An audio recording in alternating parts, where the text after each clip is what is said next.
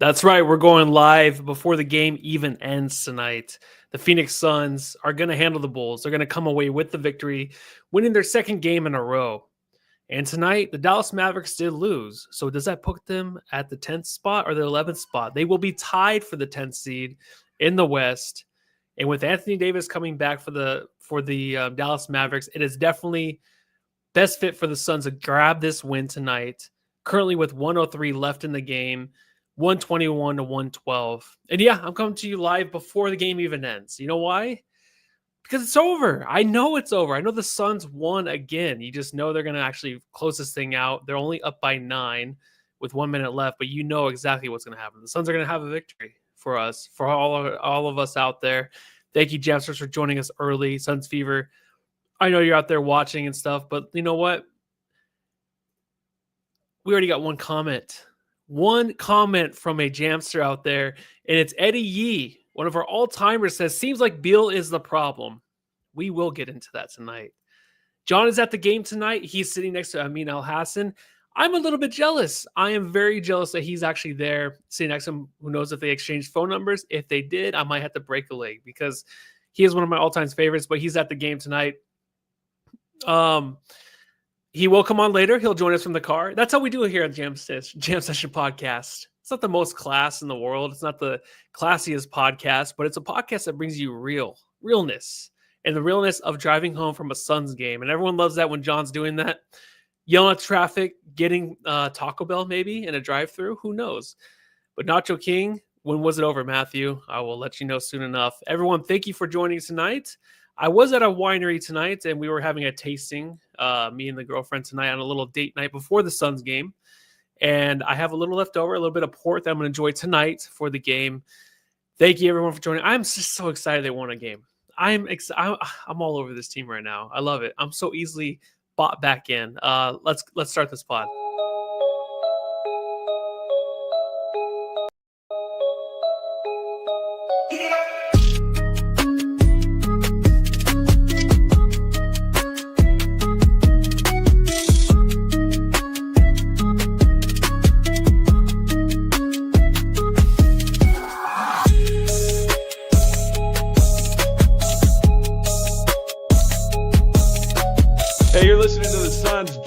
Session Podcast, shooting the shit about the Suns since 2019. All right, we got 26 seconds left in the game, and the Bulls are actually only down by 4 now. So hopefully I didn't jinx the Suns in the rest of their season. I already called out a win. I came on the pod 1 minute early, 1 minute game time early, and I hope I didn't jinx anything. But the Suns are up by 4. I just thought it was completely over. I came upstairs. I was ready to start the pod. I was just anxious to get this thing started. I didn't want to keep you guys waiting. I want you to be like, hey, the Suns won, pod's ready to go. And I just want to chit chat a little bit with the Jamsters in the chat. Thank you everyone for joining. I think it's going to be a positive podcast for sure. Positive vibes only. Guys, the game's not over. I know. I was watching the wrong game. I was actually watching the Dallas Mavericks game, and I forgot we do a post-game pod for the Suns. But the game is over. The Suns won. And I want to start this a little bit early. I might get fired. Who knows? Don't tell John, even though he probably got the notification. But right now, I want to enjoy this victory because it's 123 to 109 or 119 with 19 seconds left.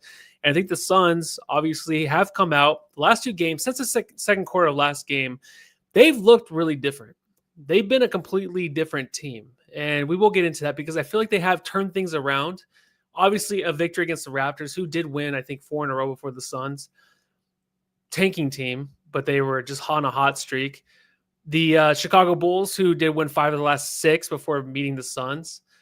There's going to be a lot of teams now that they're kind of seeded. Now that teams know they're going to be in the playoffs, they're going to be sitting guys. And I mentioned this a few pods before. And like the Suns and the Bulls and the Raptors, there's going to be some hot streaks. There's going to be some win streaks due to the fact that a lot of teams are sitting guys. A lot of teams are just comfortable where they're at. So you're going to have maybe the stars out and then the Suns come out and they kind of just take care of business the rest of the season because of the 12 games left. This is the 13th game remaining on the schedule, 12 more games after this. And I'm just thinking, there's a possibility where they can maybe even jump into the 9th spot, which would be a little bit easier maybe in a matchup against the Clippers. Oh my God. I'm in the Cavs pod. Oh my God. I totally fucked up tonight. Damn, dude. That's hilarious. I am in the Cavs pod.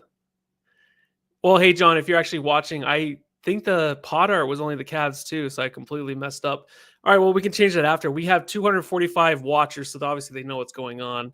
I wanted to start a little bit early because I want to get into this because the Suns right now, to me, they're led by one guy. They're led by a guy that we have been seeking a little bit of attention from, and I feel like we're getting it now in the last couple games. Allow me to reintroduce myself. My name is Big Dick Booker.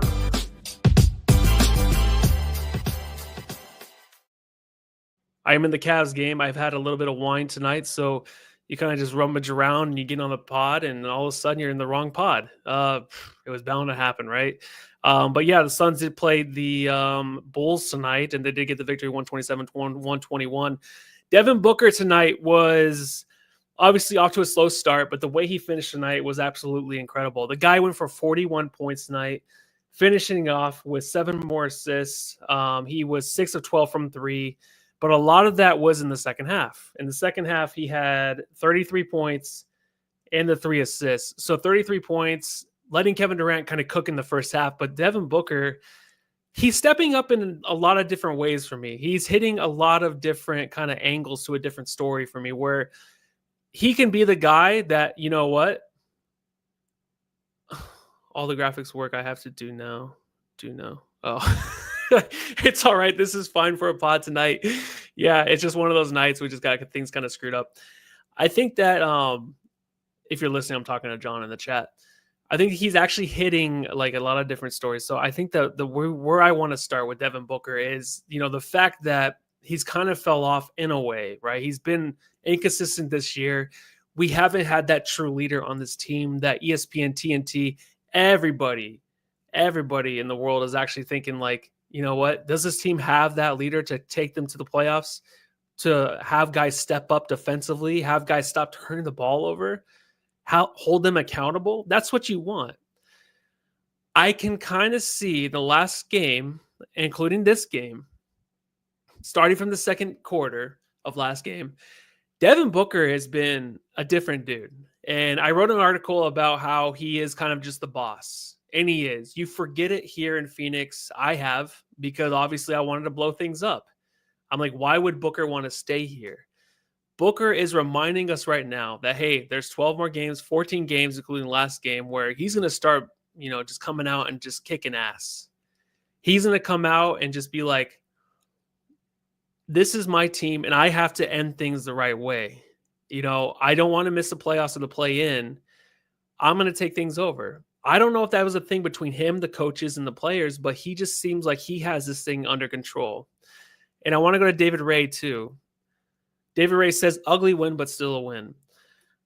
I think it is a little bit difficult. Gas impossible to one game. Yeah, I don't know why. I don't know how I did that. I've never done that before. I'm really sorry. It is. You could say it's an ugly win. You could say it's one of those wins where it's just good to get a win. But you have to realize, too, the Suns, when they do get their victories, it hasn't been pretty at all. Last game, complete blowout against a Toronto team that had, 8 players on the roster. Almost, I think they won by 40 points. You come into this game and you have another team that's been playing a little bit hot. They're 5 of the last 6 games winning. They're in the play-in now. I think they were the 10th seed, too. I think that a lot of these teams, like the Bulls, like I mentioned earlier, are going to kind of just face these games as like it's like the last day of living. They have to come out and prove everything before they actually descend into the heavens and prove themselves to God. That's the way I view this, because you're going to see a lot of random players out there that you have not seen before. Anybody that's on the court right now has a lot to prove. And if you're watching games like the Nuggets game, I think it was last night, where they sit Jokic, they just have Westbrook out there and Aaron Gordon go crazy. Like, there's going to be a lot of guys resting, so you're going to see a lot of guys out there with a lot to prove. And right now, Devin Booker's the one guy that has to prove the most out of this team. He definitely does. And he's probably watching this and being like, why am I watching a pod about the Suns and the Cavs? That have not happened yet. And I guess, hold on. There's some funny chats in here.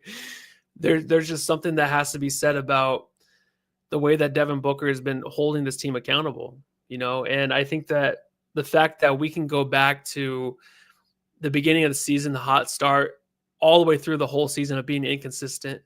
And one thing always stood out to me was Devin Booker just having a hard time staying consistent and just being that leader.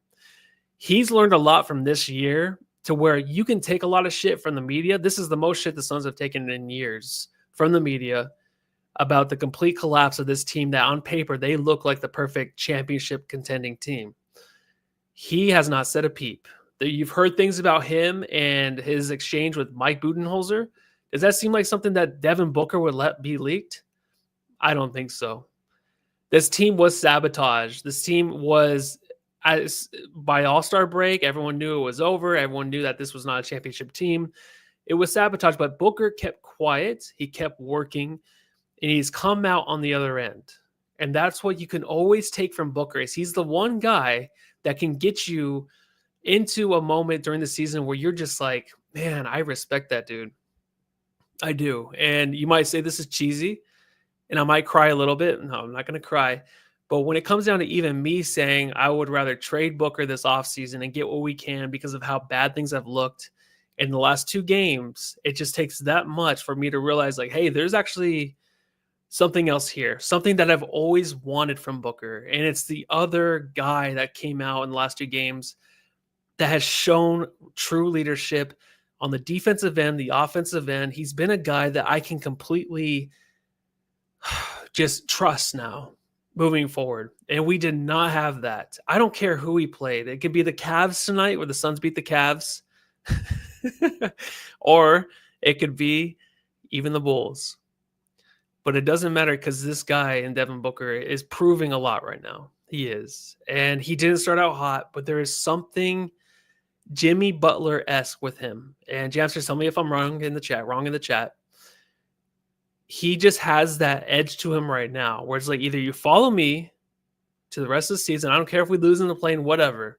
We're going to play lights out defense unless it's the last 2 minutes and you almost lose the game when I go on the pod early. Or you're gonna skip town. You're not going to be on this team next year. I want everyone to prove to me that you want to stay here and you want to make things work into next season. And I want to make sure that you're here to play out the rest of the season as hard as possible. And he's going to be the complete leader. But yeah, all of that, I just had to get that off my chest. There's something different about it. And just being at the game last game, it's a different book. It's the book I've wanted. And his game's there. The next step, I've always said, was the leadership. And I feel like he is getting that this year, no matter how bad it's been. He's learned a lot from all these mistakes that he's made, this team's made, all of it heading into next season. I know I keep saying next season. We have still the rest of the season, but you saw John working on the pod graphics on Twitter, and he's already had those out ready for next year. So he's ready. I'm ready too. We got some comments in here. Our Javier, a lot. Yeah, you know what? I didn't know we played the Cavs. Well, yeah, it happens. Like I said, I had a little bit of wine. I came in here itching for a pod, and I chose the Cavs game. So after the game, it'll be switched back to the Suns. I apologize for all the work for John. So Matthew, you're in the Cavs pod, not the Bulls pod. He said earlier. He said, love John. All the graphics work I have to do now. Oh, poor John. Such a miserable life. I know. I apologize so much. But you know what? I don't come on pods and I don't exit out early. That's what I don't do. But yeah, anyways, you guys are all here. We have a lot of viewers right now. We're actually, we have a seminar coming up. No, I'm just kidding. We don't have a seminar for Suns Jam. But we do have another 12 games left in the season. The Suns currently right now, if I refresh the NBA standings, I just want to go there and see where they do sit. And they are the 11th seed still. They are tied with the Mavericks. The Mavericks own the tiebreaker. It looks like, oh no, it didn't update yet. Motherfucker, where are those standings, dude? That's bullshit. All right. Well, anyways, we do have 12 games left, and we have a lot to look forward to. And I really want to get to a lot of this because what seemed like a lost season, what seemed like something that, we can just throw on the back burner and continue with our own lives. And, a lot of friends have kind of dipped out, and John and I have stuck around. I feel like there's something here to finish out this. Suns on the tiebreaker. Okay, great. I think that the Suns have an opportunity here to really finish out strong, and there's a lot to look forward to. And I wanted to start out with Devin Booker, but next, of course, I want to go to Kevin, Wayne, Durant, KD. Who the heck are you? I'm Kevin Durant. You know who I am. Y'all know who I am. Did anybody see a sniper? Did anybody see anything? I'm one of the best players to ever play the game. Kevin Durant tonight against the Cleveland Cavaliers. A great first half, I have to say. 17 points, 6 of 10 shooting. Has been incredible. Last game, didn't take a back seat, really. He didn't play too much, but it's because the Suns really controlled that game from the start. I mean, in the second quarter, where he wasn't in the game, so he didn't have to play much. And I don't want to take too much in from that, just because if the team is cruising, they're looking good defensively, they're not turning the ball over, you don't need some guy to come in and hit shots. Let him have his rest, right? He's been playing all season long. A lot of these other teams, obviously, that are clinched, like I mentioned earlier, are going to rest their guys heading into the postseason. But right now, the Suns are just they have to expend these guys. And right now, if they have the chance to give KD a rest, they can. Man, the second half, though, dude, for Kevin Durant. Only 9 points. No, I'm just joking. It was a great game because Devin Booker really took over in the second half.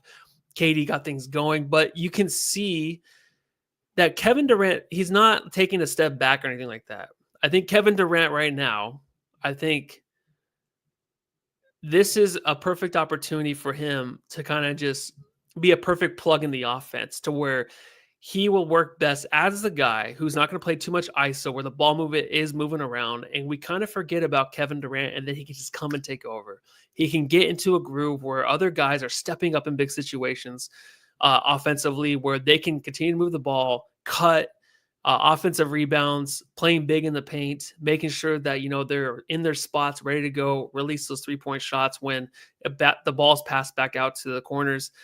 KD can just see this happening at times and be like, all right, I can take a step back, take a rest on the court, and then get into it when he wants to. KD absolutely is a better player than Devin Booker. But like I said earlier, I just think this is Devin Booker's team now. And I'm not saying that KD tried to take over anything, but this is how it seems to me. It just seems like Devin Booker has been given the reins again to be like, all right, what do you want to do, Book? We know we're moving forward with you the next season. What do you want to do to work things out? Mark Brooks says in the chat, thank you all the Jamsters. Be sure to like, subscribe, and submit a review, please, so we can read it here on the pod. I want to get to John. Actually put a really great comment in there I want to read. Mark Brooks says, I love it if they can finish 41-41. It'd be perfect. It'd be 500. I mean, that'd be nice. I think right now, even Devin Booker said in the last game, he's like, I just want to get into the tournament. He's on, my focus is on watching Dallas Mavericks implode. He didn't say that exactly, but he doesn't want them to win. And he's focusing on one game at a time, and he wants to get in the play-in. That's the biggest thing right now. And I have a burp, sorry.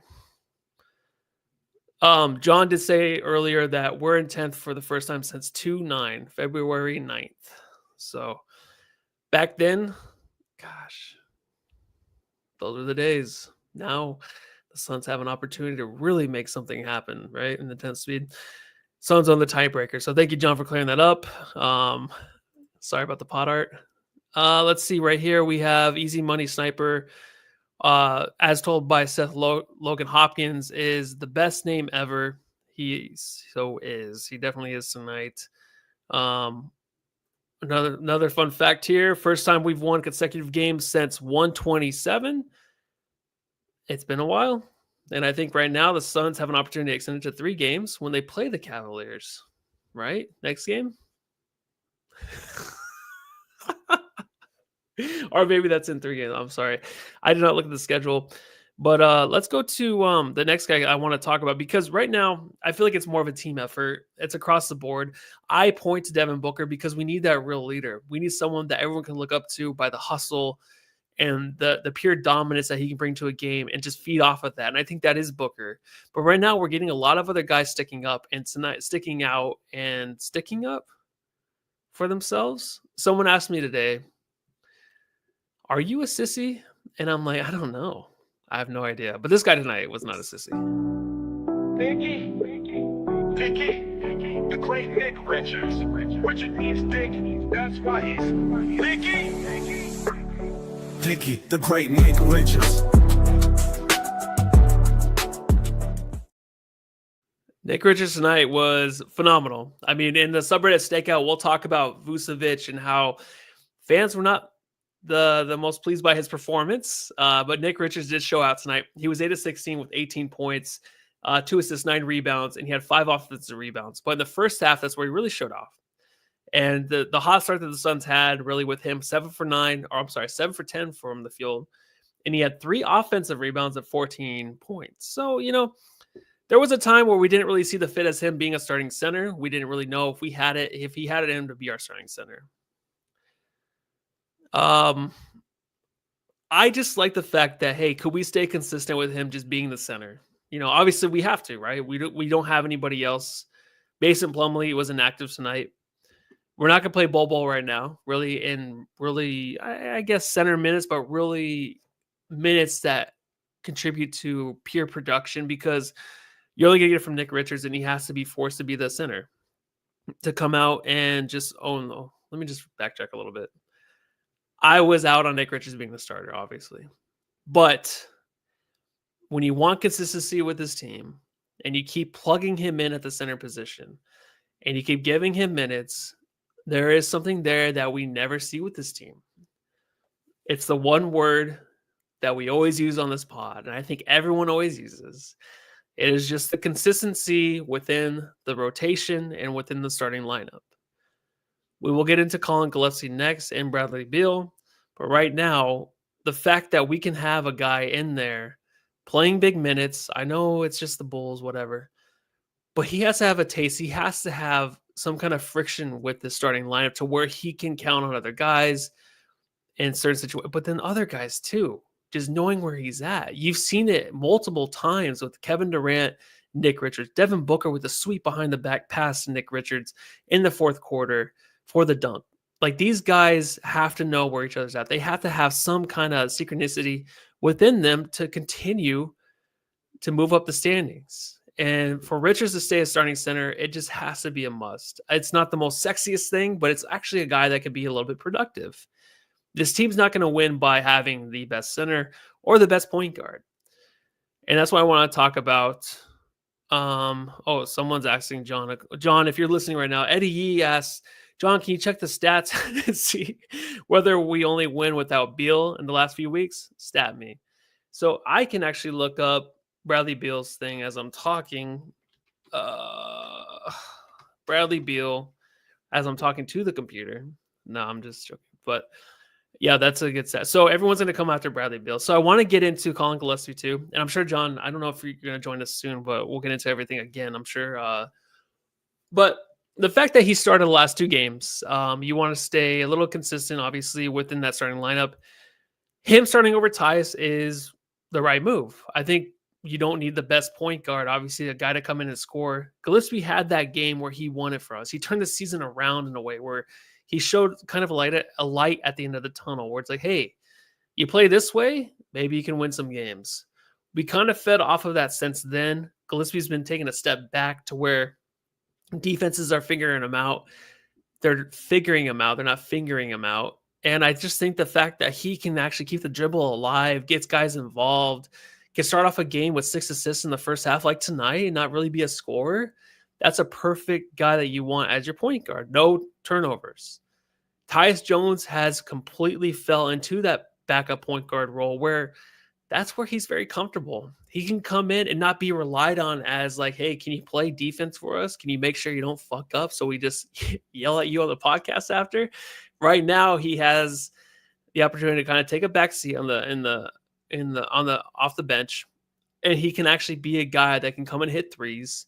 Tonight, he had the 3 steals in the first half, and he just came out, guns blazing on the defensive end. I think one thing that you can really count on too from Colin, it's just the trust. The no turnovers is fine, but there's just something with him that we've seen from the beginning where it's like, hey, I like this guy in the court. Hey, he's starting? What? The guy from the G League? Yeah, I want him on the court. I want him playing minutes with the starting lineup because he doesn't have to be the focal point, but he has to be a guy that you can trust out there.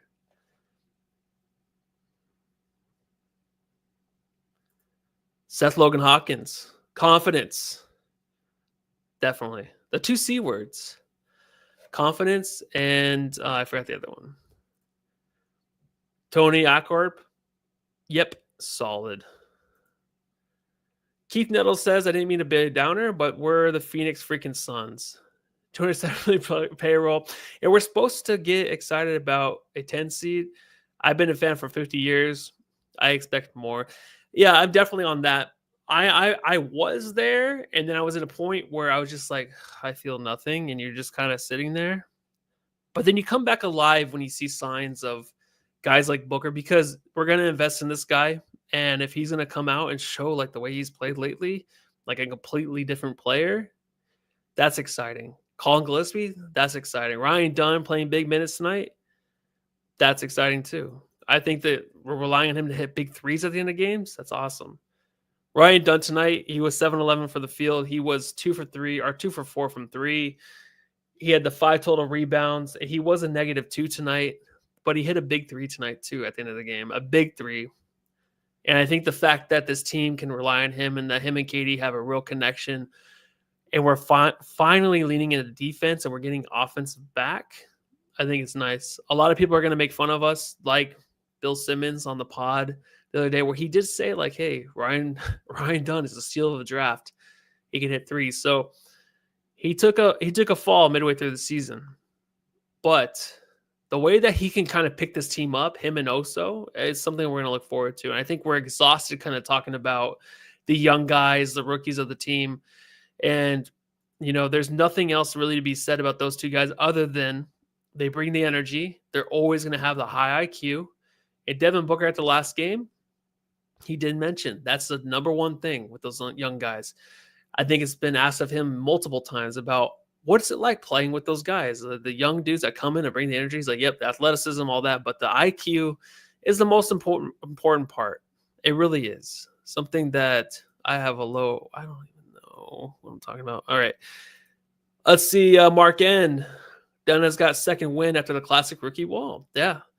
To stick with it and to stay ready and available, to not give up this season and be like, hey, I was playing big minutes. What the hell happened? All right, I'm going to go slump on the bench and be a little butt about it. He was just ready. Every time out, he was hopping up and down, hoping to get maybe 17 seconds played in the game. Now he's getting big minutes again. And I think Mike Budenholzer has really found his guys to just give the effort and see where we're at the end of the game. Not to get blown out, not to be down by 20 points in the first quarter again. Let's give a freak about it. You know what I mean? Seth Logan, I love the conversation going on in the chat. Thank you for joining. Seth Logan Hopkins says, as Suns fans, we always have this reservation, waiting for the other shoe to drop. Yep, exactly. Saul Soto says, where is our buddy Michael? Ping pong again? Michael, are you a ping ponger out there? I don't know. Anyways, Suns did take on the Cavaliers tonight and had an epic victory. And I want to get into the subreddit and see how it was going over there in Cleveland. The Suns Jam Session subreddit stakeout.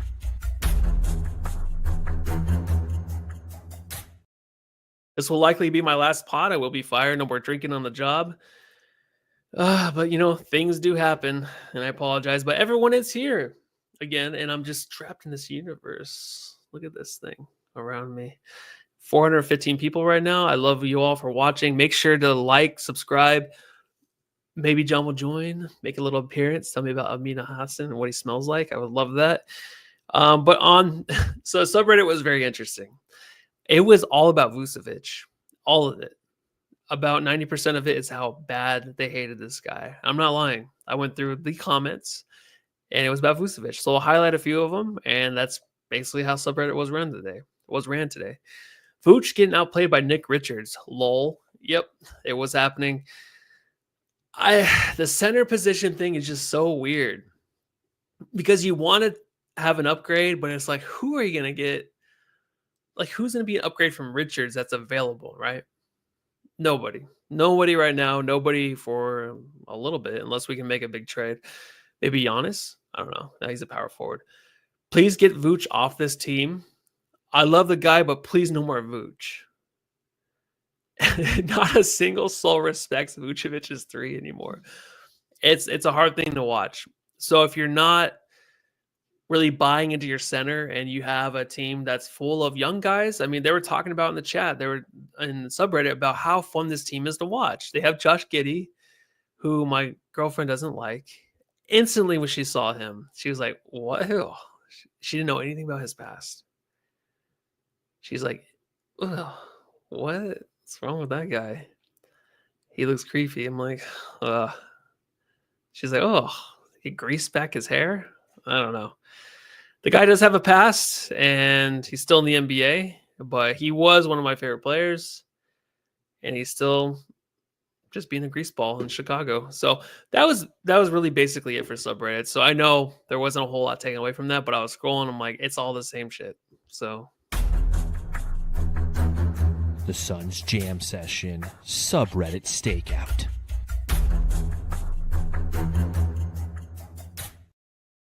Saul Soto, thank you so much for bringing up.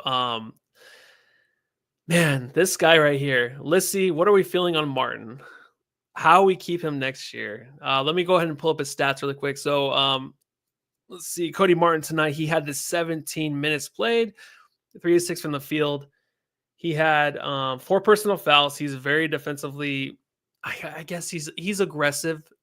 He's a little sloppy at times, but I love his effort. He had the 2 turnovers, but the 3 steals tonight, 1 block shot, and 17 points. Oh, 7 points. You know what? So I do like it, and it's not a coincidence that he comes in last game. He's a pest. Offensively, you can see that he can kind of be out of control, try to make a pass that's not there, or try to be a little bit too flashy offensively. I like the fact that we have another guy that is that way. We always wanted another dude that's kind of a fuck shit up guy. Cody Martin, to me, can be that guy, but he's not going to be elite at it, right? I always wanted the Patrick Beverley to come in here, kind of make a stamp defensively, be annoying, get in guys' faces. Cody Martin's not that yet, but I can see in the playoffs, if he gets minutes, he can come in, just tip balls. He can get in the way of defenders or the offensive guys, try to draw fouls. He can make sure that he gets his hands in the lane. He can make sure that, hey, like he can pick a full court press, half court press, wherever you want him to play defensively, because he's just going to be annoying. I don't know if there's anything really there yet. It has to be something where I see multiple games in a row to where I'm like, all right, this is a real guy you can play in the rotation in the playoffs. But right now is a perfect opportunity for him to prove himself. I mean, tell me the last time you saw this season where a guy comes off the bench and defensively, or just the energy he gives out, and I'll read the comments because I see a lot of good comments about him. It's there. A guy who's like, fuck that other team. I don't fucking care. Like what our record is. We're 11th seed. Like, have some pride. That's what this guy is. And I'm not saying it's elite level, like I said earlier, but it's a guy that can kind of bring that. And it's nice to have that. And he'll make plays. The Raptors game, I swear he had like 10 steals in that game. He was in on every play defensively, just tipping balls away and just making sure he was a complete menace. And that's exactly what the Suns need, man. Saul Soto says, love his energy, hustle, and ball movement. Yes. Keith Niddle says, nice to see the youngins getting minutes. Markin says, Cody Martin is not a bad Okogie replacement. Totally true. We just needed another guy to like him. Like, it's too much to put on Ryan Dunn to be, hey, the defensive guy, and that's it. We only have the one dude to come in and just play defense. This guy isn't going to be someone you're going to play 20 plus minutes in the playoffs, but I can see a good 10 minutes out of him. That's where I am right now. I want to see more. Seth Logan Hopkins, ever since Aiden got his bag. I'm not sure what you guys are talking about. Saul Soto, go back to you. Say he's just a great bench player. Brings energy on both sides.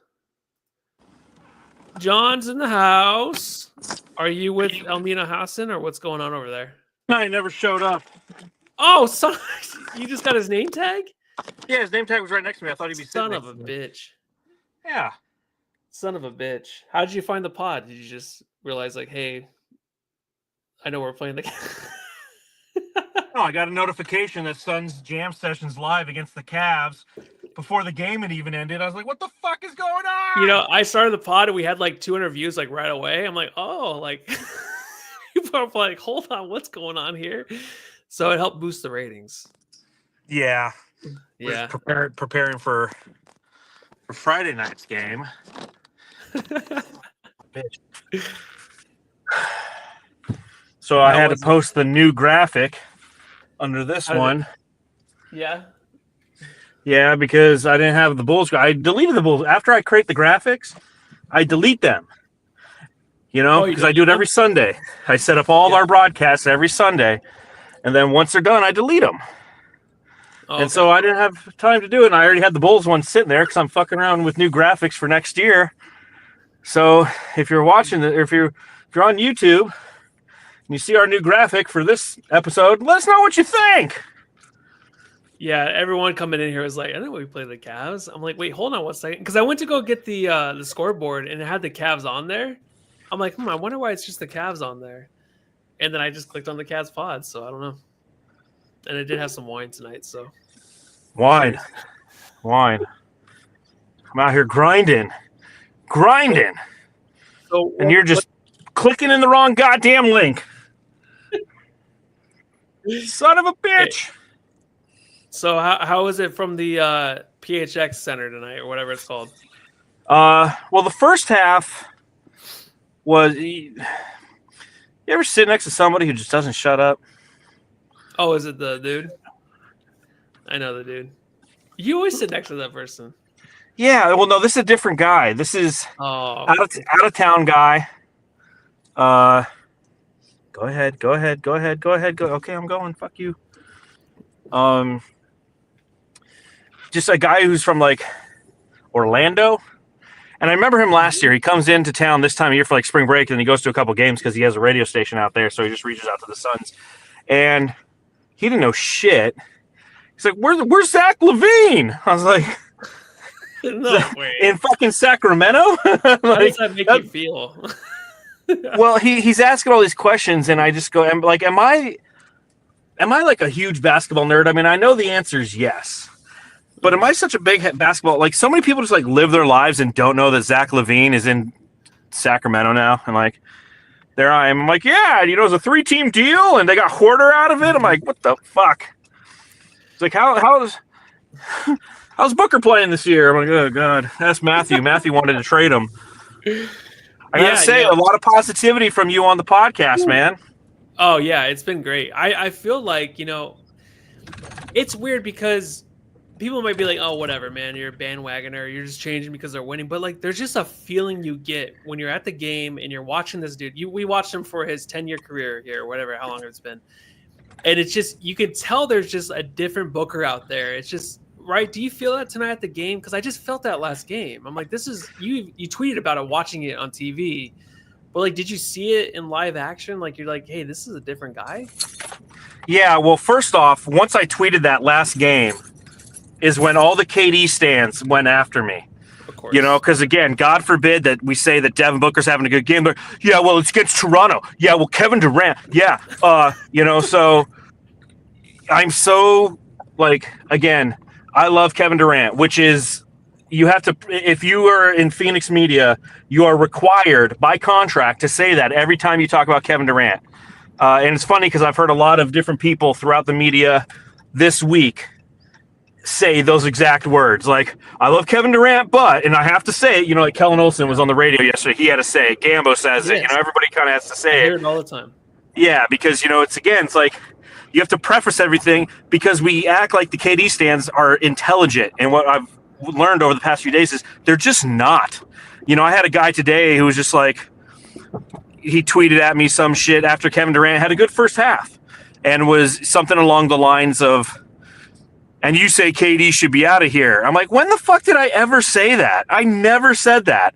but they take it in their head as anything that's like remotely somewhat could be construed as not pro Durant is automatically we are the devil and we want him gone. So again, love Kevin Durant. If we trade him, I don't give a shit because I am so ready for every KD stan to get the fuck out of my city, man. You guys are literally the worst. What you've done is you've taken an amazing player who is one of the greatest players of all time, and every fan base that you leave in your wake hates him because of you, not because of me, because of you dumb fucks.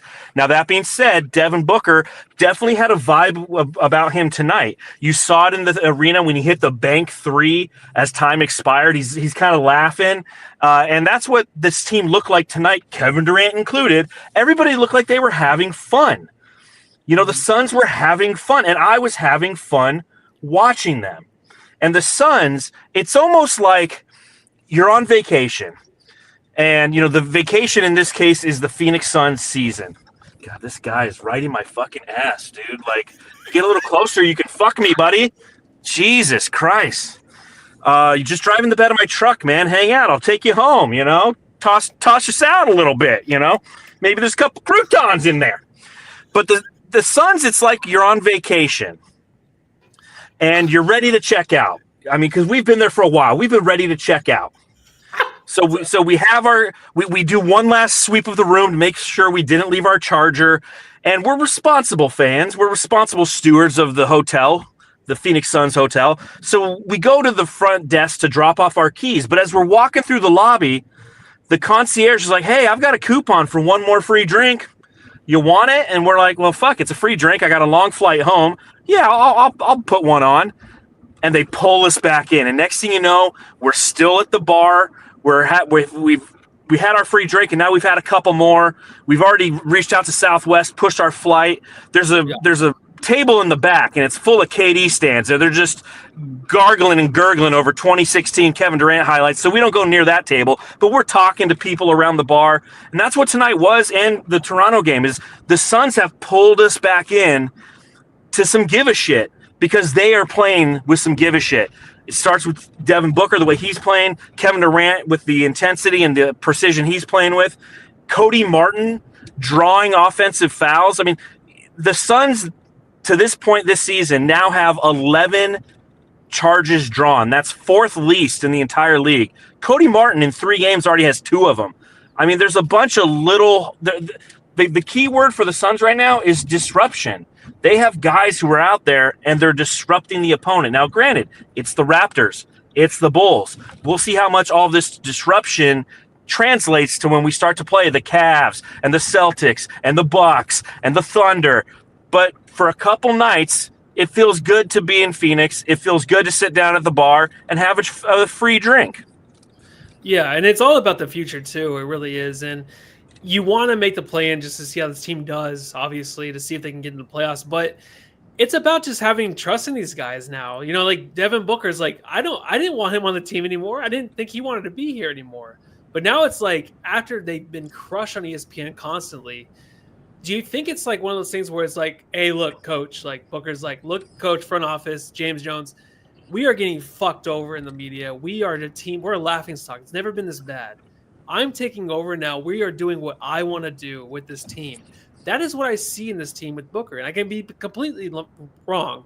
They might have been trying to please other players, do different things here or there, but he's like, no, fuck that. You guys have to listen to me and follow my way. That's the only way to get through this, and that's the only way you're going to keep me here, is if we can finish the season on my own terms. Is that kind of going too far? Because that's how I see it. I swear there's something that's been said. It's something that happened with Booker and this team.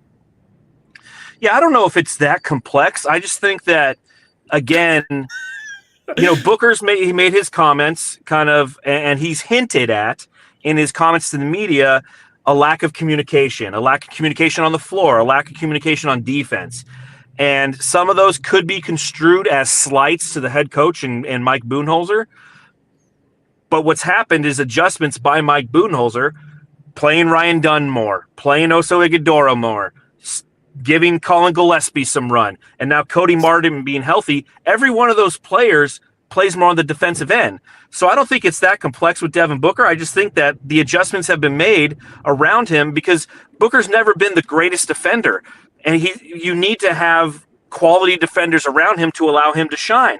And that's what happened tonight. Points off turnovers. They had 28 points off turnovers. They had, or it was 23 maybe, 23 points off turnovers.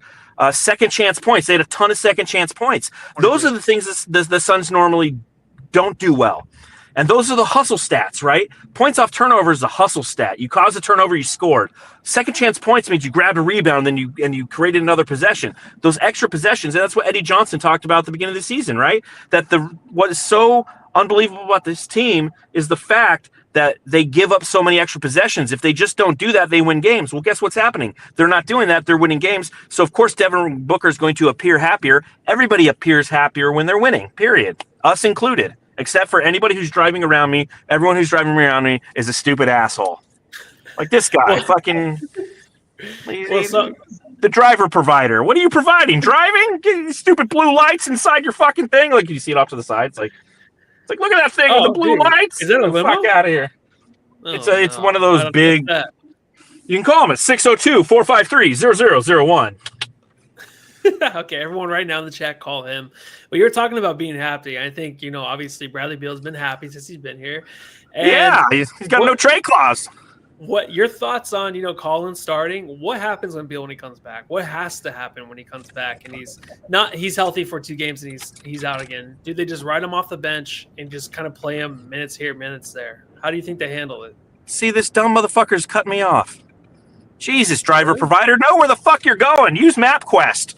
I think that you put Beal back in the lineup when he's healthy, and then you just bring Colin in off the bench, and you split that time between Colin and Tyus. Obviously Beal, he's $50 million, and I mean, I don't know. I don't know what to do with Beal. You just got to get through the season. I wrote a piece on Brightside that I got a lot of clout. I don't know if clout's the right word. I got a lot of props from our fellow media members today, because a lot of them are like, hey, that was a great article. I wish I would have thought about that. That's the wave and stretching of Bradley Beal, and I don't want to get too much into the mechanics of it right now. Maybe it's something that we can do on Friday, or maybe I just do a side pod where I read my article, because it's pretty long and intense. But that's kind of the thought I'm thinking with Bradley Beal. It's like, just get through this season. Maybe you shut him down. Depends on how these next 10 games go. If they're competitive and you bring him back and he can contribute, I'm not against that. But we need to start kind of game planning what we're going to do this offseason. Also, my nickname from my fellow media members is Target Practice, because KD just takes shots at me. They're like, yo, what up, Target Practice? Wait, so do you share the fact that he tweets at you? Does anybody else get that kind of slander from him? Any of the other media members? I mean, kind of. Who else did you talk to about it? Kind of, just probably not as bad as I do. Okay. I mean, we all talk about it. Did I tell you when I left the press conference last game, I was like right behind him, walking down the hallway? I was kind of nervous. You tried tripping him? No. I left and I was like right behind him, and I'm like just slowing down a little bit. I'm like, I don't know, dude. I sit courtside every time to say hi. Yeah, I know. But it's just in the hallways. Anything can happen. There's cement walls right there. I can just get my head bashed in and no one can give a fuck. It's Kevin Durant. Get Joel Embiided. Yeah. I hope not. I could sue, though. So that would be actually pretty good for me. I wouldn't sue. If that happened to me, I don't think I would sue. I'm not the kind of guy to sue. I will fight for every dollar I earn. John, was there anything else from tonight? It's all good, man. You all good? The rest of the game? That's it. You can close out the pod. Thank you for. No, I'm gonna log off. I'm not gonna end the pod. I got your zinger there early, there, bud. Thank you for using all the graphics tonight. The pod looks great on from the outside. The pod looks great on the inside. There's no score. We've become the fucking Aussie Suns fan podcast. I want to see. Wait, what did they change it all the time or what? What do you mean? I saw the pod art. It looks beautiful. Oh, thank you. Well, maybe we'll just roll with that the rest of the season. I don't know. Yeah, I was like, it looks great. I want to see how it does on the views and stuff. If it gets more views, because it's nice. But yeah, anyways, thanks for joining us. Hopefully it does. All right. Love you all. Drive safe. All right. Use your blinker. Have a Everyone good night. Say bye to John. Hopefully, they didn't run you over. Ah! Bye, Bye. John. All right, Jamsters, thank you everyone for joining tonight. I want to go ahead and let you know that you can like and subscribe to the Pod of Chaos. Complete chaos tonight, but it was fun. It was a win. It was a victory for all of you in the Suns, and I want to go ahead and give out one award before we call it a night. Jam Star of the Game. Like I said, go ahead and like, subscribe. I appreciate everyone for joining. Tonight, I'm going to give my Jam Star to Devin Booker. Obviously, he might be the guy from here on out that carries us to a, hopefully, oh shit, wow, that's nice. Hopefully, to the play-in, as I'm trying to say. Sorry, I just saw something on YouTube. Pretty cool. All right. Keith Nettles tonight says Mr. Bookman. Saul Soto, his Jam Star is Booker. Tanya Karp, Book for Jam Star. Seth Logan, I don't know what you're talking about. Suns Fever, D Book. David Ray says Booker is my Jam Star. Juan Carlos Arenada. Devin, come on, keep them coming. I want to keep going for another 5 minutes here with Jam Stars. We got one Jam Star here. We got to give it out. It's been a while. I feel like we kind of skipped over the last few games, maybe. All right, that's all the comments I do see. All right, are you sure? You're a little shy? You're not going to give it to me? All right.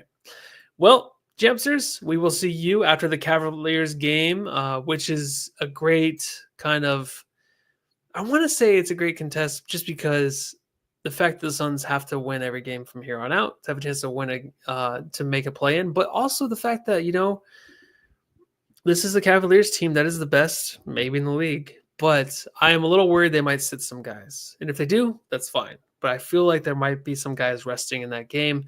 That is why the NBA has to cut 14 games from the season, because we get a lot of this bullshit where you have games that matter to some teams, but you still will not get the complete participation from everybody there. Great show. Thank you so much, everyone. I appreciate you joining. And I want to make sure that you actually liked right now and you subscribe to the pod. If not, please do so. And go home and love your family.